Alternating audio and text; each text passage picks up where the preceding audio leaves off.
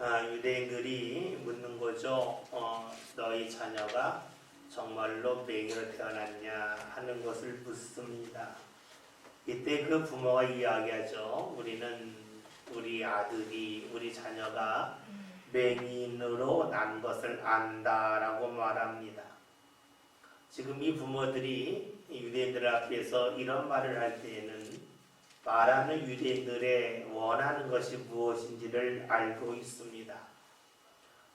우리 아들이 원래 맹인이 아니었다, 이런 거짓말하기를 원했을런지를 모르지요.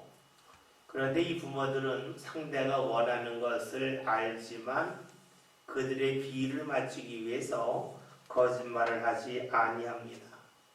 거짓말을 한다면 어차피 자신의 아들은 눈이 밝아져 있고 유대인들로 하여금 아마 많은 것을 얻을 수 있을런지 모릅니다.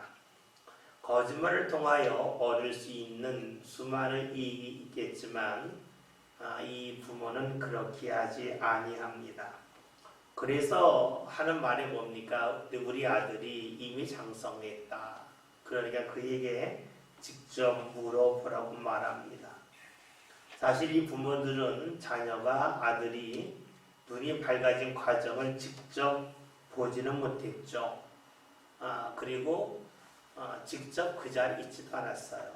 그러나 부모로서 자녀가 잘된 것을 말하고 싶은 마음이 그에게 있었을 겁니다.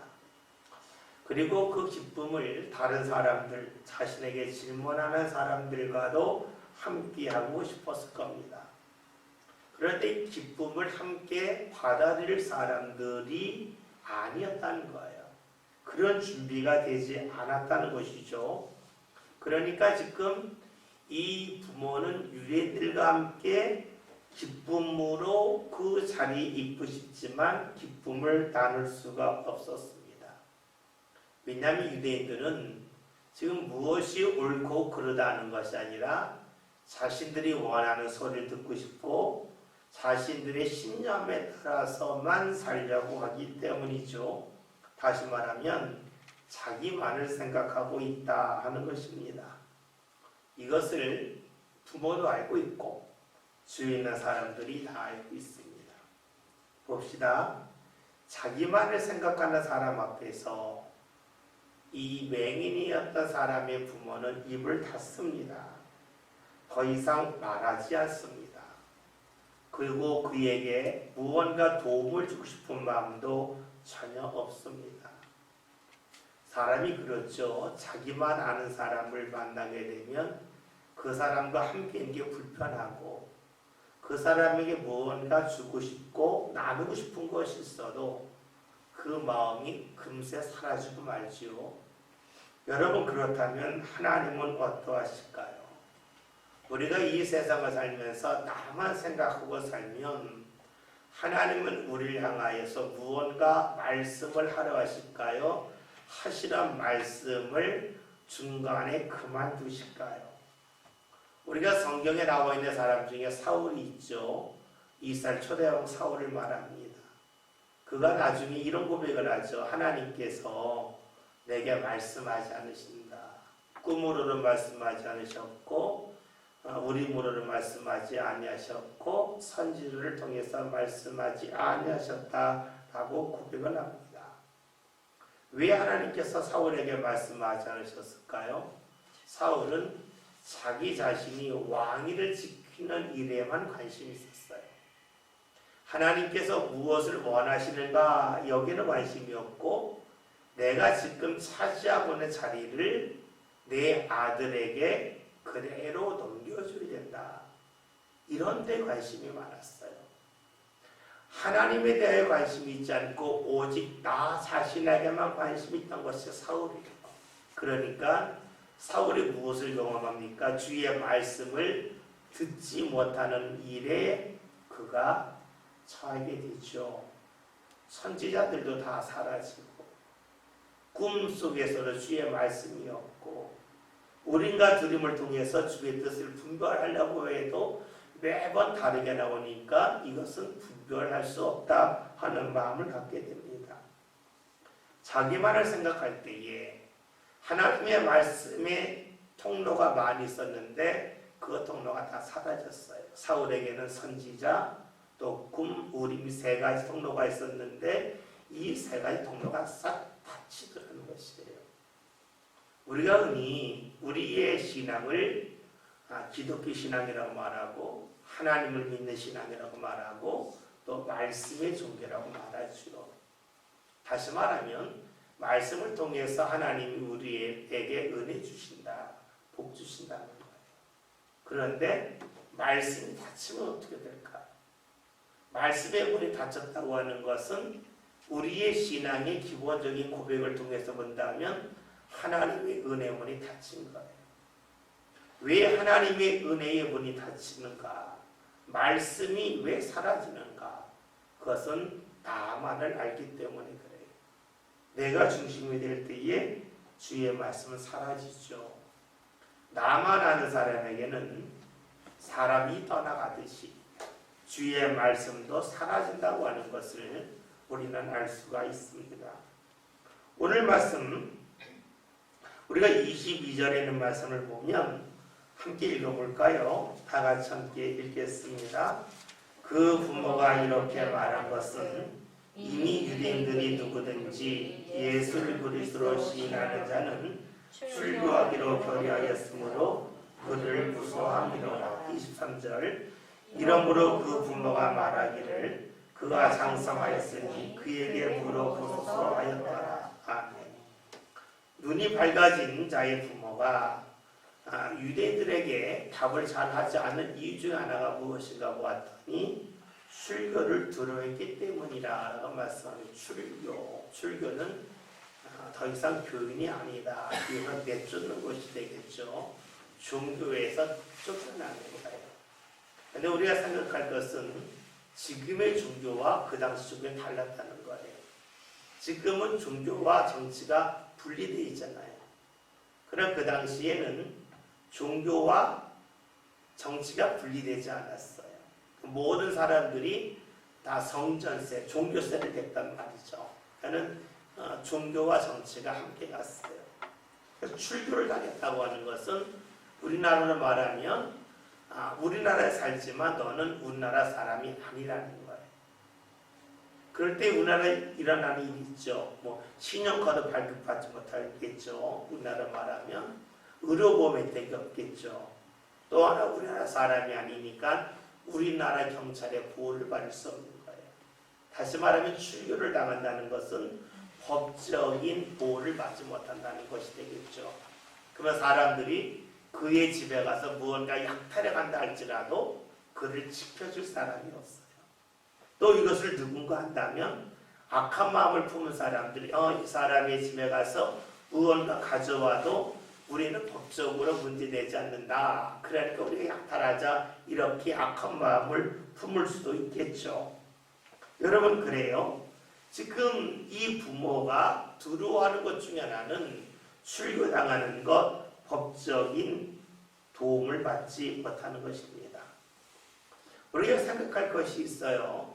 우리가 예수를 고백한다 할 때에 이 고백이 그냥 입술로 하는 고백이 있고 삶으로 고백하는 것이 있죠.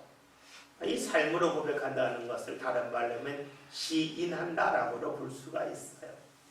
성경을 보면 베드로의 신앙 고백이 있어요. 주는 그리스도시요 살아계신 하나님의 아들이다 하는 고백이 있죠. 그런데 그보다 앞서 고백이 있죠. 마가복음 1장을 보면 예수님께서 가버나움 회당에 들어가셨을 때에 귀신 들린 자가 예수를 보자 하는 말이 당신은 하나님의 아들이십니다. 나를 괴롭게 하지 마세요. 그도 고백을 했어요. 예수님이 조용하라 하셨을 뿐이지 어쨌든 고백을 했어요. 여러분 봅시다. 고백하는 이는 많지만 시인을 하는 사람은 의외로 많지 않습니다. 예수님이 구원자라고 하는 고백을 그리스도라는 고백을 베드로가 했지만 그 고백을 죽기까지 하는 것은 예수님이 십자가에서 달려 돌아가시고 부활하신 후에 하나님의 성령을 받고 나서야 베드로가 그렇게 되었습니다. 여러분 이렇게 본다면 우리가 그냥 입술의 고백과 고백대로 사는 것이 일치하지 않는다는 것을 알 수가 있겠죠. 봅시다. 지금 맹인이었던 자의 부모는 예수를 통하여 자신의 아들의 뒤에 밝아진 것을 알아요. 알지만 고백하진 않아요.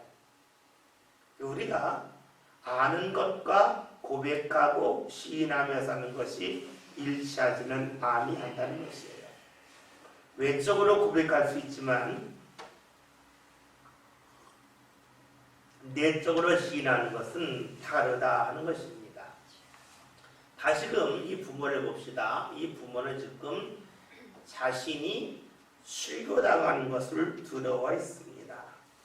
그래요. 사람은 무언가 두려우면 말할 길을 꺼려해요. 당연한 거예요. 두려우면 할 말이 없어지죠. 그런데 여기서 질문할 것이 있어요. 그러면 누가 예수에 관하여 말할 수 있을까 하는 거예요. 그것은 두려움이 없다는 것이에요. 그러면 두려움이 없다고 하는 것은 어떤 사람이 가능할까 하는 것입니다. 그것이 가장 중요하다고 여기는 것을 믿을 때에 그것보다 중요하지 않는 것에 대한 두려움이 사라집니다. 여러분들이 지금 한 손에 은을 한 주먹 쥐고 있어요. 근데 산에 가서 금 한 덩어리 같은 걸 받습니다. 그러면 내 손에 있는 은 한 덩어리를 내려놓는 것이 두렵지 않아요. 왜냐면 이걸 내려놓고 금을 붙잡을 수 있기 때문에 그래요. 근데 은을 내려놓았는데 붙잡을 것이 하나도 없다 하면 은을 내려놓는 것이 두려운 거예요. 농사가 그런 거 아니에요? 우리 농사 짓는 분이 씨감자라고 해서 감자 중에 먹지 않고 남겨두는 거 있잖아요. 그거를 왜 안 먹을까요? 그거 먹고 싶어도 이거 심으면 더 많은 것을 얻을 수 있다는 걸 알아요. 그러니까 감자 하나를 포기하는 것이 두렵지가 않은 거예요. 더 큰 것을 기대하고 더 큰 것을 소망하기 때문이지요. 여러분 그렇다면 지금 예수님에 대하여 고백하고 시인하기를 두려워했다는 것은 무엇을 말할까요? 예수를 통하여 얻을 수 있는 것이 크지 않다고 여기기 때문에 그래요. 자신이 세상에서 손해보는 것이 적지 않아요. 그러나 예수를 통하여 얻을 수 있는 것이 더 크다고 하면 세상에서 손해보는 것을 감수할 수 있어요. 금을 붙잡을 수 있다면 은을 내려놓을 수 있어요. 지금 무엇을 말할까요? 이 부모들은 세상에서 출교당하는 것에 대한 두려움, 그것의 크기는 알았지만 예수를 통하여 얻을 수 있는 은혜의 크기는 제대로 몰랐다는 데 있어요. 우리가 예수님이 가장 중요한 분이다 라고 하는 것을 언제 알 수 있을까요? 그것은 바로 성령이 우리에게 임하실 때예요. 우리 사라는 사도행전 1장 8절에 오직 성령이 너에게 임하시면 너희가 권능을 받고 그랬어요. 여러분 성령이 임하면 권능을 받는데요. 그 권능이 뭡니까? 예수를 땅끝까지 전한다는 거예요. 그러면 전할 때에 어려움이 없지 않잖아요. 어려움이 서로 전한다고 하는 이유는 뭐예요? 내가 지금 당하는 어려움보다는 예수를 통하여 얻는 것이 더 크다고 믿기 때문에 그 어려움을 당해요. 내가 예수를 전하면서 당하는 어려움이 예수를 믿는 것보다 더 크지 않다고 여기면 예수를 안 전하죠. 금덩어리를 손에 잡고 있는데 금덩어리를 내려놓고 금덩어리를 안 잡잖아요. 은이 있을 때 은을 내려놓고 금을 잡을 수 있어도 금을 내려놓고 은을 잡진 않아요. 마찬가지예요. 예수 전할 때에 어려움이 있는데 그 어려움은 예수를 통하여 얻는 은혜에 비하면 작다고 여기는 거예요. 그러니까 전하는 거예요. 그 따라서 권능이 임하면 전한다는 것이 되겠죠. 또 다른 말로 하면 권능이 임하면 예수님이 가장 귀하다고 하는 것에 대한 분별력이 완성된다고 볼 수가 있어요. 그러니까 우리에게 능력은 내가 누구에게 가서 뭐 돈을 많이 쓴다, 돈을 많이 번다, 또 때로는 내가 누군가의 아픔에 대해서 기도하는 걸 하나님 치료해 주셨다, 이런 것이 권능이라고도 볼 수가 있겠지만 성경을 통해 할 수 있는 진짜 권능은 예수님이 그 무엇보다도 소중하다 하는 분별력을 잃지 않는 것이 권능이라고 볼 수가 있어요. 그러니까 나의 자존심이 있는데 내 자존심보다 예수님이 더 중요하다, 이거에 대한 분별력이 흔들리지 않으면 그 사람은 권능의 사람이에요. 그런데 내 자존심이 예수님보다 중요하다라고 하면 나는 분별력이 없는 사람이에요. 분별력이 없다고 하는 것은 그만큼 권능, 능력이 없다라고도 볼 수가 있겠죠.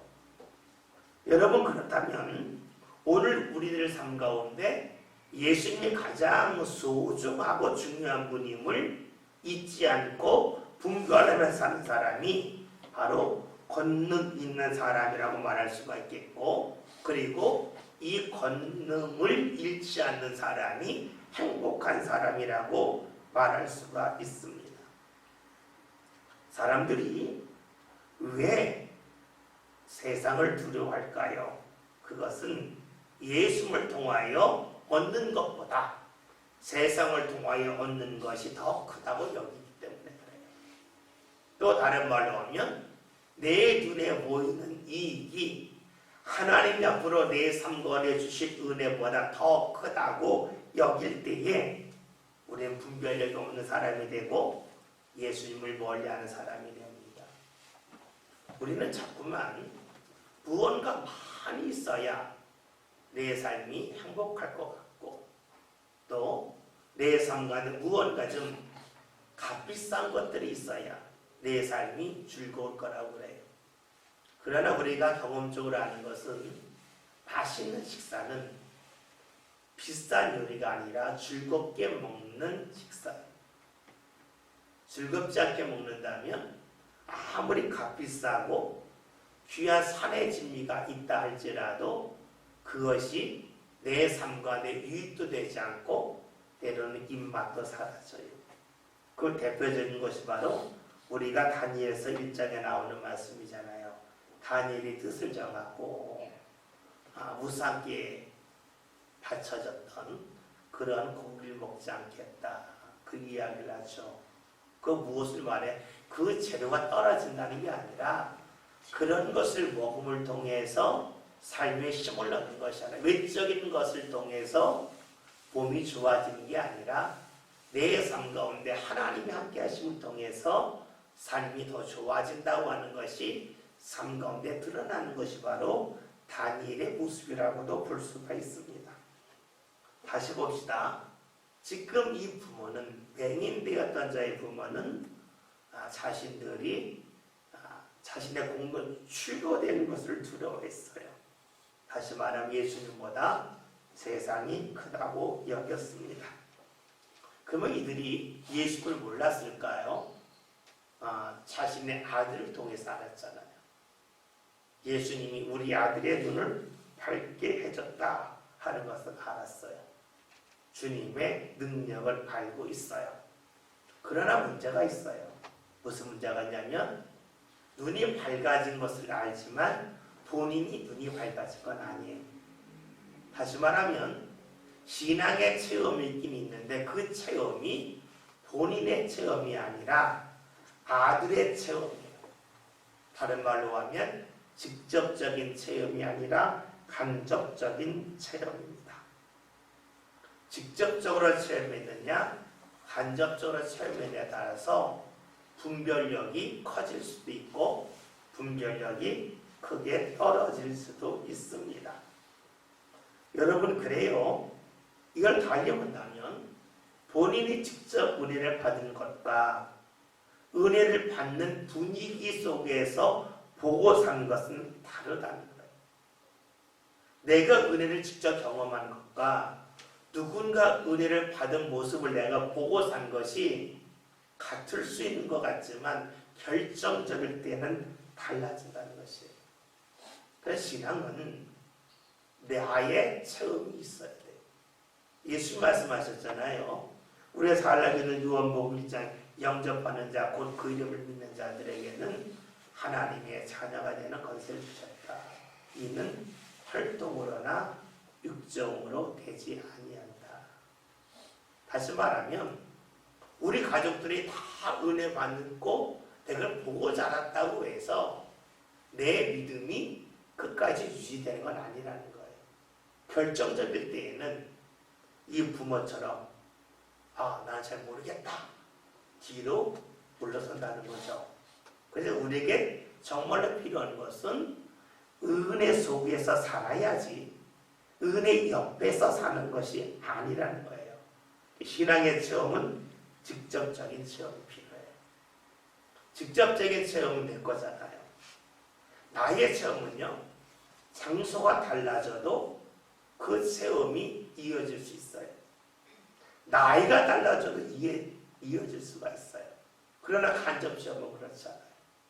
가령 부모가 열심히 믿고 나는 그 보고 잘했다. 그럼 어떻게 해요? 부모가 살아있는 동안에는 나도 은혜를 볼 수가 있어요. 근데 언젠가 부모가 죽잖아요. 그럼 그때 못 보는 거예요. 함께 같은 공간에서 보는데 떨어져도 못 보는 거예요. 우리가 정말로 중요한 것은 은혜 속에서 살아야지 은혜 옆에서 사는 것은 결국에는 나 자신이 넘어질 수밖에 없다는 것이 됩니다. 또 하나 우리가 질문할 것이 있어요. 이 부모를 보면서 이런 질문을 할 수가 있어요. 지금 눈이 밝아진 다음에 이 부모가 뭘 두려워했냐면 출교당한 걸 두려워했어요. 근데 이 순서를 바꿔보자는 거예요. 이 사람에게 부모에게 가서 묻습니다. 당신 아들이 태어나면서부터 앞을 못 보는 맹인인데 이 모습으로 계속 살고 당신이 출교당하지 않는 것이 좋냐? 아니면 당신이 출교를 당한다 할지라도 당신의 아들이 눈이 밝아진 걸 좋냐라고 물으면 부모가 뭐라고 답할까요? 에이, 우리 아들 눈 안 밝아져 오니까 나는 출교 안 당하렵니다. 그렇게 말할 부모는 하나도 없겠죠. 모든 부모가 내가 출교를 당하는 한이 있다 할지라도 아들의 눈이 밝아질 수 있다면 저는 그 길을 택할 것입니다 라고 말할 겁니다. 그런데 문제는 순서가 뒤바뀌었을 때예요. 아들의 눈이 밝아진 다음에 이런 상황이 오니까 출교에 대하여 두려워하더라 하는 것입니다. 달리 말하면 눈이 밝아지기 전과 눈이 밝아진 후에 부모의 반응은 다른 거예요. 또 다른 말로 하면 은혜 받기 전의 결심과 은혜 받은 후에 사람들의 마음은 달라질 가능성이 무척이나 크다는 거예요. 이렇게 본다면 이것이 이 부모의 모습만은 아니다는 것입니다. 우리가 어떤 일을 만나든지 간에 하나님이 내게 은혜를 주셨다라는 것을 생각하면 지금 어려움에 대해서도 감사하며 나갈 수가 있어요. 근데 은혜 받은 것을 마치 나의 실력과 나의 능력으로 여긴다면 어려운 일 당할 때에 원망이 나오고 불평이 나와요. 오늘 본문의 말씀대로 한다면 출교에 대한 두려움이 커질 수밖에 없다 하는 것입니다. 이것이 바로 죄인된 이들의 모습이라고 볼 수가 있죠. 이것을 바울이 갈라디아서 3장 3절 제가 자주 인용하는 말씀인데 너희가 왜 이렇게 어리석냐 라고 합니다. 그러면서 성령으로 시작하였다가 육체로 마치게 됩니다. 성령, 은혜를 받은 후에 그 은혜를 받은 후에는 은혜를 잊어버리고 사람의 계산으로만 사는 모습이 너에게 있다라고 하면서 어리석다 그랬어요. 근데 그 모습이 오늘 본문에 나와 있는 맹인되었던 자의 부모의 모습이기도 하고 오늘 우리들이 취할 수 있는 가장 손쉬운 모습이라고도 볼 수가 있습니다. 그런데 여기서 왜 이러한 모습이 있을까 하는 거예요. 그 이유는 간단해요. 내가 지금 받은 은혜는 알지만 앞으로 내 삶 가운데 은혜가 더 임할 거라고 하는 기대가 사라져서 그래요. 여러분 음식 먹으면 배부르잖아요. 그러면 아무것도 생각나지 않잖아요. 배부를 때 누가 뭐 주겠다고 그래. 다 필요 없어, 다 필요 없어 그래요. 근데 그 말 하니까 뭐예요? 배가 부른 1시간, 2시간 동안이에요. 2시간, 3시간, 하루가 지나면 그게 그리워요. 근데 우리는 배가 부를 때는 이 배부름이 굉장히 오래 갈 줄 알아요. 그래 그 배부름이요. 얼마 안 가요. 하루 이상 가는 사람 없어요. 마찬가지예요. 내가 하나님의 은혜 받고 만족해요. 너무너무 좋아요. 더 이상 다른 것이 필요 없을 것 같아요. 그러나 하루 이틀 지나면 또 필요한 게 있어요. 그리고 그 필요한 것을 내 힘으로 얻을 수도 있지만 내 힘으로 얻을 수도 없고 다른 사람의 힘써도 얻을 수 없고 오직 주의 은혜로만 얻을 수 있음을 나중에 깨닫게 되죠. 그럼에도 불구하고 우리들은 내가 지금 무언가 만족하면 여기서 멈추고 머무를 때가 적지 않습니다. 제가 청년들하고 같이 성경 공부를 하면서 자신들의 고백을 함께 나누는 시간이 있어요. 그때 대부분 나누는 고백이 뭐냐면 제가 예전 같지 않아요가 많아요. 제가 힘들고 어려울 때에 하나님 앞에 그게 찾았는데 하나님 앞에 늘 죄송해요. 지나고 나타내 안 해요. 여러분 나쁜 게 아니죠. 이게 우리의 모습이에요. 이게 나쁘다는 게 아니라 내가 죄인이구나 하는 것은 그냥 실감할 뿐이에요. 문제는 뭐냐면 내가 죄인이기 때문에 그대로 인정하며 사는 것을 멈추지 말고 죄인이기 때문에 주님의 필요함을 계속해서 내가 느끼며 사는 게 중요하겠죠. 오늘 말씀 속에서 이 사람은 어떻게 했어요? 은혜를 받았습니다. 그러나 그 은혜 후에 계속해서 은혜가 임할 거에 대한 기대가 사라졌다는 것이에요. 이제 이런 예를 본다면 우리가 이제 저기를 볼 수도 있어요. 마태복음 25장을 보면 달란트의 비유가 있잖아요. 그 달란트의 비유를 보면 한 달란트, 두 달란트, 다섯 달란트 받은 자가 나오는데 한 달란트가 1만 데나리온이에요. 1만 데나리온이면요 얼마가 될까요? 하루에 임금이 1데나리온이니까 만약에 10만 원이면 10억이에요. 그 주인이 10억 정도 맡길 정도 되면 엄청난 사람이죠. 근데 그 사람이 어떻게 해요?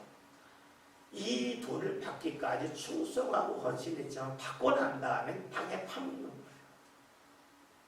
그러니까 어느 순간까지는 열심을 다했지만 어느 순간이 되고 나면 그 열심을 잃어버리는 그 모습이 한 달란트 받은 사람의 모습이기도 해요. 그러니까 우리가 그 말씀을 읽으면서 왜 이 사람이 이럴까 할 수가 있겠지만 이럴 가능성이 우리에게 무척이나 많다는 것을 느낄 수가 있어요.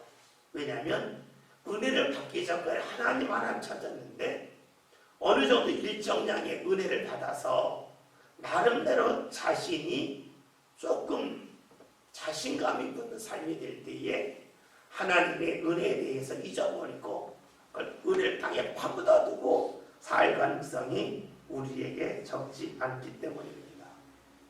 사람이 이래요. 은혜 받은 후에 은혜를 기대하지 않습니다.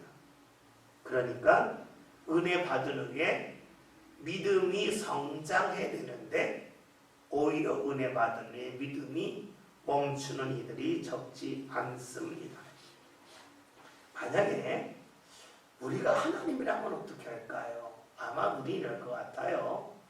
너 자신이 출교와 눈 맑아진 것 중에 택해라.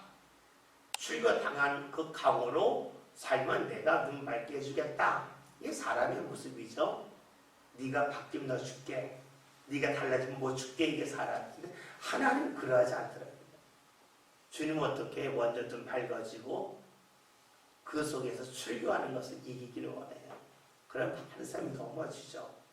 하나님은 우리에게 은혜 주심을 통해서 무엇을 기대하실까요? 은혜 자체만이 아니라 은혜 받은 후에 우리에게 믿음으로 서고 믿음으로 사는 모습을 유지하기를 원하세요. 이게 잘 안 되죠. 우리가 은혜 받고 나서 믿음 건에 서는 일, 여기에 초점을 맞출 일이 무척이나 중요합니다. 은혜 받은 자체로만 기뻐할 것이 아니라 은혜를 통해서 믿음이 세워지는 일이 필요하겠죠. 고린도전서에 있는 말씀대로 하면 10장 12절에 선줄로 생각하고 하든 넘어질까 주의하라는 말씀이 있죠. 그런 거예요. 은혜 받은 후에 주를 잊을 가능성이 우리가 많이 있는데 이런 모습이 오늘 본문에 나와는 아버지에게도 있고 우리에게도 있다 하는 것을 확인할 필요가 있습니다. 주님께서는 우리로 하여금 계속해서 은혜 속에서 믿음을 확인하고 그 믿음의 일을 이어가기를 원하시죠. 우리가 무언가 기도의 응답을 받고 나서 믿음의 일을 중단하는 이들이 있잖아요. 열심히 무언가 작정 기도하다가 막상 작정 기도가 끝나고 나면 또 응답받고 나면 모든 신앙 행위를 딱 중단하게 이들도 있어요. 이것이 사람이에요. 그리고 원칙대로 하면 더 열심을 내야 되는데 더 열심히 내면 거의 불가를 저버시 물어요. 우리에게 죄성이 아직도 남아있어서 그래요. 우리에게 중요한 것이 무엇일까요? 은혜 받은 후에 좋은 습관을 하나라도 남기는 거예요. 저는 이제 요즘이 뭐 이런 일이 별로 없지만 제가 어렸을 때 교회 다닐 때는 다 모든 것이 귀했어요. 정말로 다 귀했어요. 그러다 보니까 뭐 하다못해 우리가 있잖아요. 지금은 깡통 막 다 버리는데 저 어렸을 때 기억나는 게 라면 분유통이 있었어요. 이 분유통이 있었는데 그게 깡통이었는데 그거 가지면 그렇게 부러워요. 거기다가 딱지 담아 놓으면 야 저거 다 하나 갖고 싶다. 뭐 그 정도로 그냥 귀했던 시절이 있었어요. 그런 시절에 교회 다 뭐 귀하잖아요. 그러면 어떤 분들이 일이 있으면 교회에다 물품을 해놔요. 이 물품을 해놓는 것이 우리가 이렇게 생각할 필요가 있어. 교회가 물품이 있다 없다 이것도 중요하지만 물품을 보면 뭐가 기억나? 저거 내가 해놨어 하는 사람이 있는가 하면 내가 저거 할 때 하나님의 은혜가 뭐가 있을지 기억하는 거 있잖아요. 그러니까 하나의 표를 남기는 거가 되겠죠. 우리가 여호수아 4장을 보면 이스라엘 사람들이 요단강을 건넌 후에 요단강에서 그 돌을 주워다가 열도를 이렇게 세우는 일을 하잖아요. 우리가 이 요단강을 건넜다. 기념비를 세운단 말이죠. 그 기념비는 우리가 이걸 했다고 하는 우리에게 하나님 이런 은혜 주셨다고 하는 기념비를 남기는 거예요. 이 신앙에는 그런 기념비가 필요해요. 그 기념비가 아주 어려웠던 시절에는 뭐 교회 선풍기 하나에 났다. 어떤 외적인 보이는 모습일 수가 있겠죠. 근데 요즘은 사실 이제 모든 게 좀 다 풍성하잖아요. 풍요롭잖아요. 그러니까 그런 증거보다는 내 삶의 습관을 하나 남기는 게 좋을 것 같아요. 아, 내가 은혜를 받았다. 그러면 내가 월요일날 교회에 와서 뭐 의자 한번 줄 맞춰야지. 이건 내가 평생 한다. 뭐 그런 거 있잖아요. 우리가 뭐 거창한 거 하면 못해요. 근데 조그만 거 하는 거예요. 아, 하나님이 내가 아플 때 치료해 주시는 감사하다. 아, 내가 일주일에 한 번은 교회를 강대상 한번 딱 가야지. 뭐 이런 거가 되겠죠. 그래서 자신의 삶 가운데 하나의 좋은 신앙의 습관을 남기면서 자기가 받은 은혜와 그것을 이어가는 일이 우리에게 무척이나 소중할 거예요. 물론 은혜 복 하나님 감사합니다. 예물을 드릴 수 있어요. 그러나 그 예물 드리는 것은요, 시간이 지나면 나도 모르게 잊을 가능성이 많아요. 많은 헌금을 할 수도 있어요. 그러나 그 헌금도 그 했을 때의 그 뜨거운 마음이 얼마 지나지 않으면 싸늘해질 수도 있어요. 그러니까 우리에게 중요한 것은 우리 몸에 습관을 남기는 거예요. 아, 하나님이 이런 은혜 받았다. 그러면 내가 이런 일 해야지. 뭐 이런 일 해야지. 뭐 여러 가지가 있을 거예요. 아, 내가 이번 주부터는 우리 성교회 안 나온 사람들에게 그 은혜 받은 것을 기억하기 위해서 한번 전화해야지. 한번 기도해야지. 여러 가지가 있겠죠. 그런 좋은 습관들을 남겼으면 정말로 좋을 거예요. 다시 봅시다. 하나님은 우리에게 은혜 주심을 통해서 우리가 믿음 가운데 서기를 원해요. 그리고 우리가 믿음이 있다고 하는 것은 다시 말하면 내가 하나님의 은혜를 받았다고 하는 증거일 뿐이에요. 다시 한번 믿음은 내가 원한다고 해서 만들어지고 생겨지는 게 아니라 하나님의 은혜에 대한 반응이 믿음이에요. 그러니까 하나님이 내게 은혜 주셨는데 그 은혜를 흘려보낸 사람들에게는 믿음이 쌓이지 않을 것이고, 주의 은혜를 받고 나서 그것을 기억하면서 삶 가운데 남기는 사람에게는 믿음이 쌓이고 믿음이 세워져요. 그러니까 믿음이라고 하는 것은 철저하게 은혜의 결과예요. 은혜의 결과이기 때문에 자랑할 것이 아니에요. 이것이 바로 우리가 잘 알고 있는 에베소 2장의 말씀. 제가 읽을게요. 2장 8절 9절. 성경 공부 좀 해보신 분들은 거의 마음이 드는 말씀을 제가 읽을게요. 너희는 그 은혜에 의하여 믿음으로 말미암아 구원을 받았으니. 여기서 믿음으로 말미암아 구원받았다는 말씀 앞에 뭐가 있어요? 은혜에 의하여서. 우리가 믿음으로 구원받았다는데 그 믿음은 내 노력의 결과가 아니라 주의 은혜에 대한 반응으로 내가 믿음을 갖게 되었고, 그 믿음 가운데 구원을 받았다고 하는 것이 바로 에베소 2장 8절이라는 말씀이에요. 그러면서 이것은 너에게서 나는 것이 아니라 하나님의 선물이라. 왜요? 은혜에 대한 반응으로서 믿음이 생긴 거기 때문에 결국은 믿음도 하나님이 주신 거요. 이것은 바로 하나님의 선물이라는 거죠. 그래서 행위에서 난 것이 아니니 이는 누구든지 자랑하지 못하게 하라 합니다. 믿음이 내 행위를 통하여 나온 것이 아니니까 그 믿음에 대해 자랑하지 말라는 것이에요. 그 믿음은 은혜를 받은 사람들에게 나타나는 자연스러운 모습이라는 거예요. 우리가 밥을 먹으면 배가 불러지듯이 내가 자꾸 은혜를 삶 가운데 소화하고 받아들이면 내 믿음의 배포가 커졌다는 것이 되겠죠. 그러니까 믿음은 자랑할 것이 아니다. 은혜의 결과라는 것이 바로 에베소서 2장 8절 9절에 있는 말씀. 우리 이 말씀이 되게 어려운 것 같은데 오늘 우리가 읽은 본문의 말씀과 이어서 보면 쉬워지잖아요. 은혜 속에서 믿음을 갖는 사람이 있고 믿음을 잃어버리는 사람이 있다. 이거 볼 때에 은혜 속에서 믿음이 세워지는 건데 많은 사람이 잃어버리는구나. 그러나 그 은혜를 믿음으로 이어가는 사람이 있는데 그것은 결국은 나의 노력이 아니라 은혜를 주신 주의 역사다. 하나님의 선물이다. 자랑할 필요가 없다. 자연스럽게 이어질 겁니다. 24절의 말씀을 다 같이 함께 읽겠습니다. 말씀 봅니다. 이에 그들이 맹인이었던 사람을 두 번째 불러이르되 너는 하나님께 영광을 돌리라. 우리는 이 죄의 시편이니라. 아멘. 우리가 말씀을 봅시다. 먼저 맹했던 사람을 불렀어요. 그리고 나서 이 사람이 마음에 안 드니까 부모를 불러서 이야기를 했어요. 다시 또 맹인과 이야기가 두 번째 불렀다는 것이 되겠죠. 그런데 우리가 17절에는 말씀을 보면요, 맨 마지막에 그 누구냐 했더니 그가 선지자라고 말을 했어요. 선지자라고 말했다고 하는, 그러니까 이 유대인들 화가 나서 그의 부모를 불렀잖아요. 예, 그랬습니다. 그리고 이제 두 번째 오늘 말씀 24절에서 하는 말이 너는 하나님께 영광을 돌리라. 우리는 이 사람의 주인이라 하노라. 그러면 이 말씀에 뭐가 있습니까? 너는 하나님께 영광 안 돌렸으니까 이제부터라도 하나님께 영광을 돌리라 라는 것이 될 겁니다. 여러분, 지금 유대인들은 어떤 사람이었나요? 우리가 18절에 있는 말씀을 한번 볼게요. 유대인들이 그가 맹인으로 있다가 보게 되는 것을 믿지 아니하고 믿지 않았었습니다. 의심했었습니다.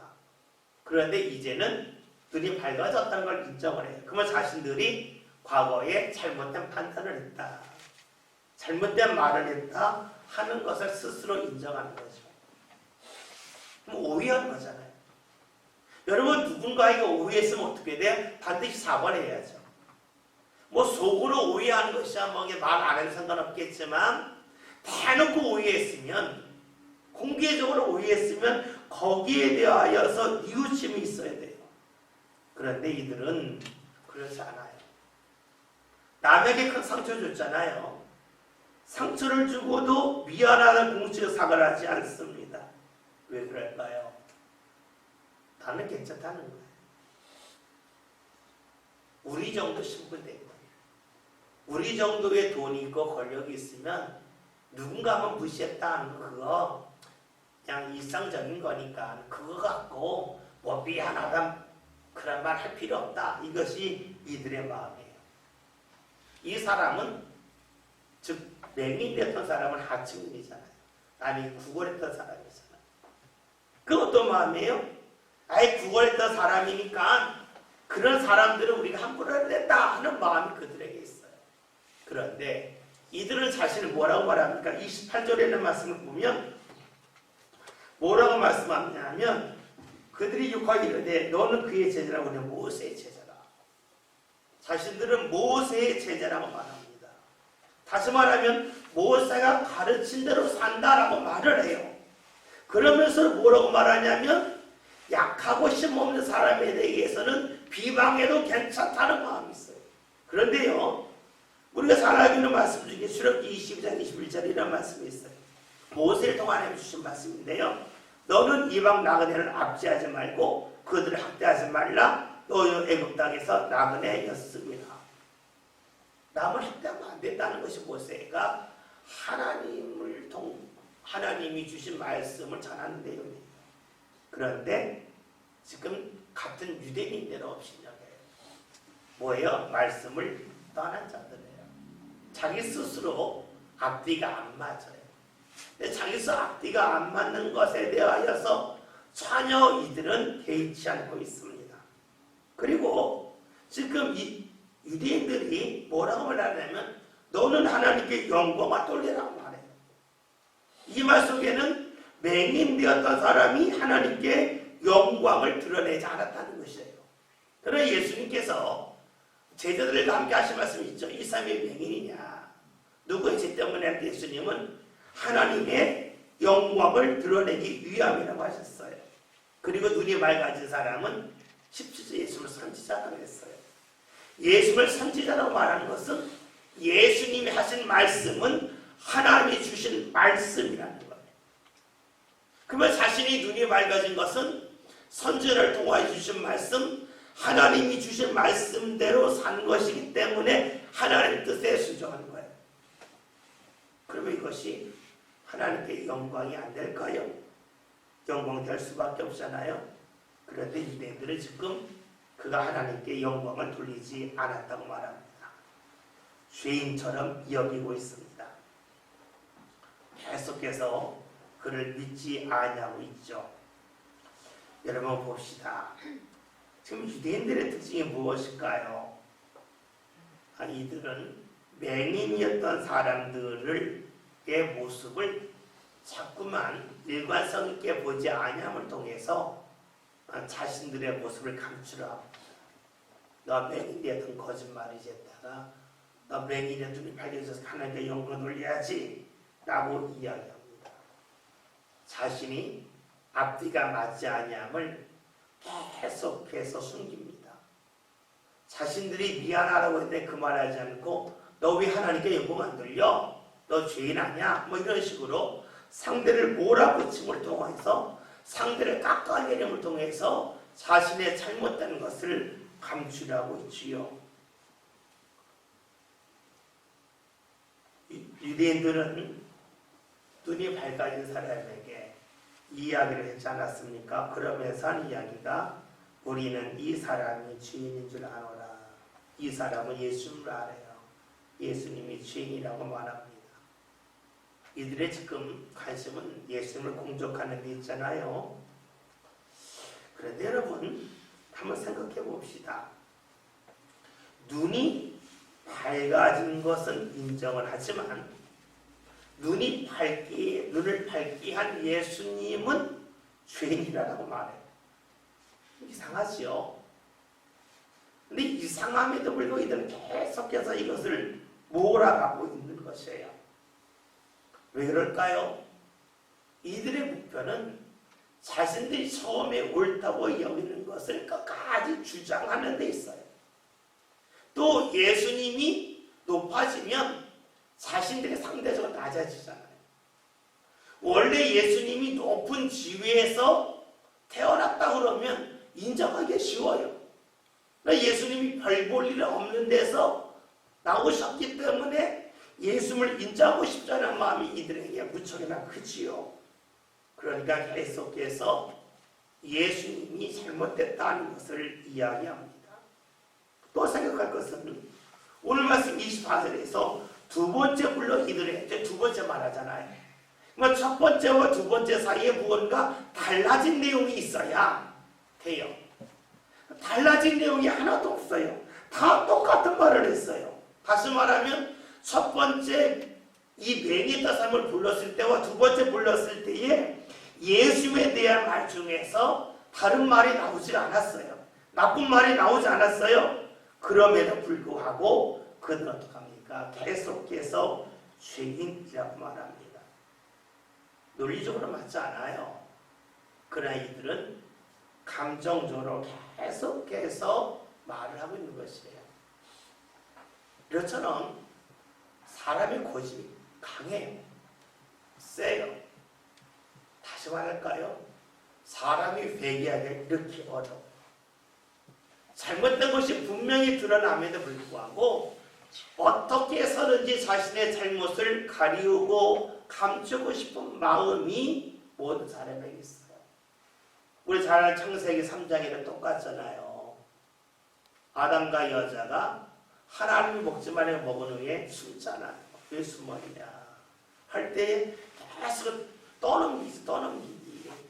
여자는 뱀이 뭐라 했습니다. 아담은 하나님에게 준 여자가 먹으라고 했습니다. 그러면 그 여자 죽으라면 죽나요? 아니잖아요.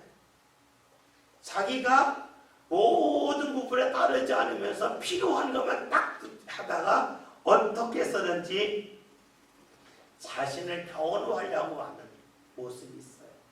어떻게 해서든지 죄를 합리화하고 싶은 마음이 그들에게 있습니다.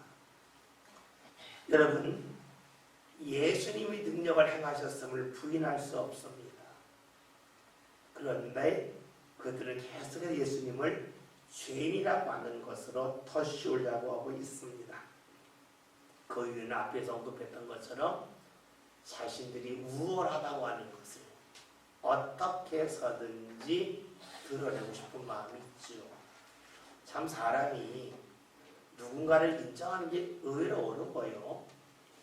누군가를 나보다 난 사람을 보면 자꾸 그 사람에게서 무언가 약점이 없을까 자신도 모르게 그것을 보려고 그러고 또 그 사람보다 내가 우월한 것만 없을까 뭐 치고 나갈 건 없을까 생각하지 않아도 것이 막 떠오르죠. 그래서 사람이 생각하지 않아도 악한 것을 생각해요. 의도하지 않아도 별로 좋지 않은 방향으로 머리 잡고 돌아가요. 우리가 살면서요 나 자신을 자세히 보면 그래 죄인이다 이런 것을 부인할 수가 없겠지요. 다시 봅시다. 바리새인들은 예수님보다 자신이 우월한 자리에 있기를 원합니다. 이것은 사람들 앞에서 우월함이죠.